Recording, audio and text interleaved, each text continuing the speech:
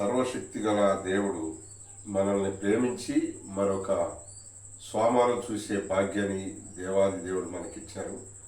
ఈ ఉదయకాల సమయంలో మీకు ఇచ్చే వాగ్దానం ఒకటి దేవుడు మాట్లాడుతూ వచ్చారు.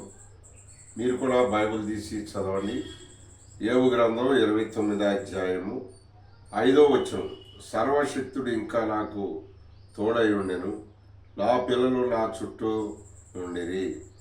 చూడండి, దేవుని యొక్క పిల్లలమైన మనం, దేవాది దేవుడు ప్రభు యేసుక్రీస్తు వారి యొక్క భయభక్తుల్లో నడుస్తున్న మన పిల్లలు మన చుట్టూ ఉన్నారా?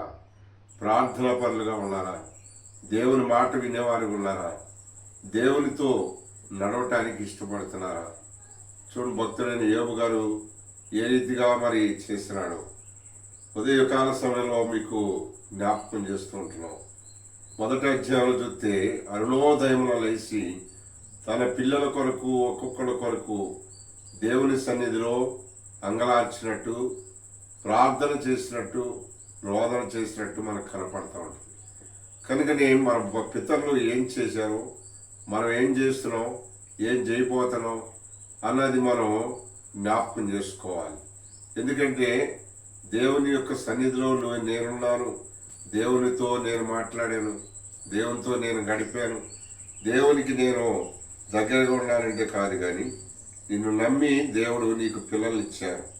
వాడు కూడా దేవుని యొక్క చేతిలో ఎదిగేవారిగా ఉండాలి.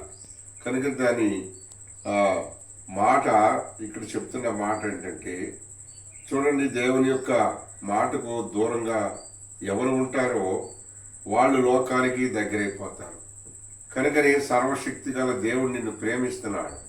ఆయన నిన్ను జ్ఞాపకం చేసుకున్నాడు. మరొక రోజు చూసే భాగ్యాన్ని దేవుడు నీకు ఇచ్చారు. కనుకనే దేవుడు నిన్ను, నీ కుటుంబాన్ని ఆయన సన్నిధిలో నిత్యము కనబడేలాగా మిమ్మల్ని దేవుడు అన్ని విధాలుగా కాచి కాపాడి చేయబట్టుకుని నడిపించును గాక. ఆమేన్.